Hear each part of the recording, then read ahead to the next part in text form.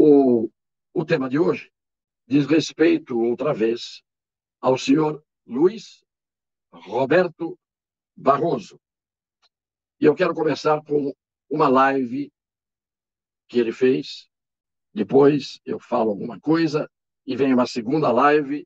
Mas para fazer o comentário eu preciso que os senhores e as senhoras vejam essas duas lives. Quando tudo começou, o discurso padrão era que a internet devia ser aberta, livre e não regulada. Open, free and unregulated. Esse era o discurso padrão que se fazia e que se fez durante muito tempo. Mas, hoje em dia, já se desenvolveu o consenso de que a vida não pode ser assim. E de que é preciso regular a internet e as mídias sociais em diferentes dimensões da vida. Você não pode ter uma rede social operando no Brasil que não esteja submetida à legislação brasileira, que não cumpra a ordem da justiça brasileira, que não aceite conversar com as autoridades brasileiras. Isso é absolutamente inaceitável. Portanto, a matéria já está no Congresso. E, para ser sincero, eu acho que o lugar próprio para isso ser decidido é o Congresso, desejavelmente. Agora, se chegar uma ação judicial, seja no Supremo, seja no TSE, uma coisa que não se admite no direito brasileiro é o não liquid, e a gente tem que decidir. Portanto, eu acho que o Brasil não é casa da sogra para você ter uma plataforma com apologia do nazismo, apologia de droga, venda de armas e inacessível à justiça brasileira. De modo que, para entrar na minha casa, tem que cumprir as minhas regras. É simples assim. Bem, esta é a fala do ministro Barroso a respeito, fazendo eco, repetindo, fazendo ressonância do que tem sido o discurso do candidato Luiz Inácio Lula da Silva a respeito da regulamentação das redes sociais. O ministro do Supremo está fazendo eco ao seu candidato e ao seu padrinho. Ele até, no começo, fala algumas coisas que não são, senão casa de ferreiro, espeto de pau. Né? Ele fala que não se admite o uso de robôs, passando esses robôs por serem pessoas. Eu conheço isso de perto. O senhor e a senhora podem pegar o Facebook, pelo qual eu estou mandando esta live, e vejam os robôs que todas as lives minhas recebem com uma carinha dando um sorriso, vindo aparentemente do Oriente Médio, letras todas em árabe, não sei em que idioma. Isso são os robôs. E o Facebook deixa. E o Facebook não os retira. E o Facebook não os bloqueia. No entanto, dependendo do que a gente fala aqui, as plataformas travam, suspendem, tiram do ar e assim por diante. Não é? Então, dependendo de que lado vem o robô, de que lado sopra o vento, isto incomoda ou não incomoda o ministro Barroso. E ele fala que, no começo, as plataformas eram para serem abertas, livres, abertas e não reguláveis. Aí depois ele se dá o luxo, inclusive, de falar open, free, né? Falando em inglês, como se nós aqui estivéssemos na obrigação de entendê-lo. Agora, ele fala que mudou a ideia que se tem das redes sociais, porque há um consenso, desenvolveu-se um consenso. Tem que explicar para ele. Ele não sabe o que significa a palavra consenso. Consenso não é uma maioria que pensa de uma maneira. Consenso é quando todos pensam da mesma maneira. Então, desenvolveu-se o consenso de quê? De que tem que haver censura? De que tem que haver liberdade de expressão só quando a expressão é expressada por pessoas que se expressam como o ministro Barroso gostaria que elas se expressassem? Dependendo de quem se expressa, pode. Muito bem. Não tem consenso nenhum. A discussão é uma discussão que não terá fim nunca. É evidente que a rede social não é feita para a ofensa. Não é feita para a injúria, a calúnia, a difamação, para lesar a imagem das pessoas, para que sejam difundidas mentiras. Claro, a gente sabe disso. Para isso existem as leis, para punir as pessoas que fazem isto.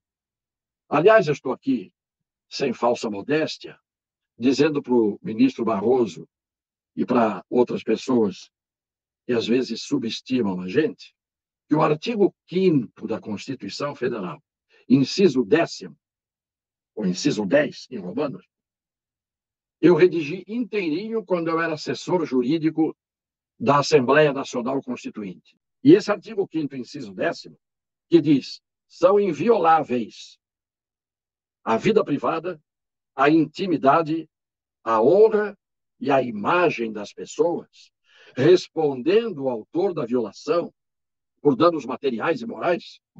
Esse artigo é inteirinho de minha redação. Portanto, ninguém mais defende a honra, a intimidade, a imagem, a vida privada das pessoas do que eu. E a garantia está na Constituição. No mesmo capítulo onde está a garantia da liberdade de expressão, ou melhor, liberdade de pensamento, liberdade de opinião, como quiserem. Quem é que vai decidir o que pode e o que não pode nas redes sociais? É o ministro Barroso? O Brasil não é a casa da sogra, como o senhor disse, ministro. Quem é que vai decidir? É o Alexandre de Moraes? É o ministro Barroso que vão decidir o que nós podemos ou não podemos falar? Já há leis que nos punem se falarmos o que é crime e o que não pode ser dito de acordo com o direito e com a justiça. Agora, não venha ele, militante político, ministro Barroso, falar com esse ar de dono da pátria ou de dono da casa, porque na minha casa entra quem eu quero e tem que se comportar como eu quero. Pois bem, o Brasil não é a sua casa, é a casa de todos nós. E todos nós temos que nos comportar a favor do Brasil, e cada um cumprindo o seu dever. Um ministro do Supremo Tribunal Federal, o dever dele é cumprir a Constituição e defendê-la. E não simplesmente passar por cima dela e fazer eco, coro, ressonância à voz dos seus cupinchas políticos de estimação. Agora eu queria mostrar o tom com que o ministro Barroso fala quando ele está falando na defesa dos interesses dos seus cupinchas, quando ele faz eco da palavra dos seus cupinchas, quando ele fala contra aqueles que não são os seus cupinchas. E qual é o tom de voz dele natural, digamos. Vejam uma mensagem que ele manda, por exemplo, no dia do orgulho gay, como ele é simpático, educado, cordial, ameno, nesse outro discurso, para comparar os dois Barrosos, porque há dois Barrosos no mínimo. Tenho muito prazer de me dirigir aos participantes da parada online do Orgulho Gay LGBTI, para mandar um abraço carinhoso para todos. Esse tem sido um período de vitórias importantes, de conquistas importantes das uniões homoafetivas, da possibilidade de adoção, possibilidade de mudança de nome, o enfrentamento da homofobia e, portanto, o que vale a vida mesmo, eu assim penso, são os nossos afetos, os valores que a gente escolhe e os prazeres legítimos. E viver sem fazer mal a ninguém, com alegria e sem culpa. Desfrutar a vida porque a gente está aqui mesmo para ser feliz.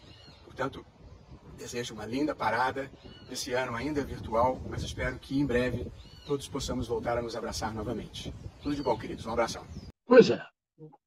Eu gostaria tanto que o ministro Luiz Roberto Barroso fosse sempre esta figura doce, cordial, simpática, afetiva, como ele demonstrou aí.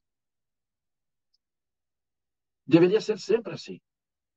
Não devemos fazer mal a ninguém. Verdade.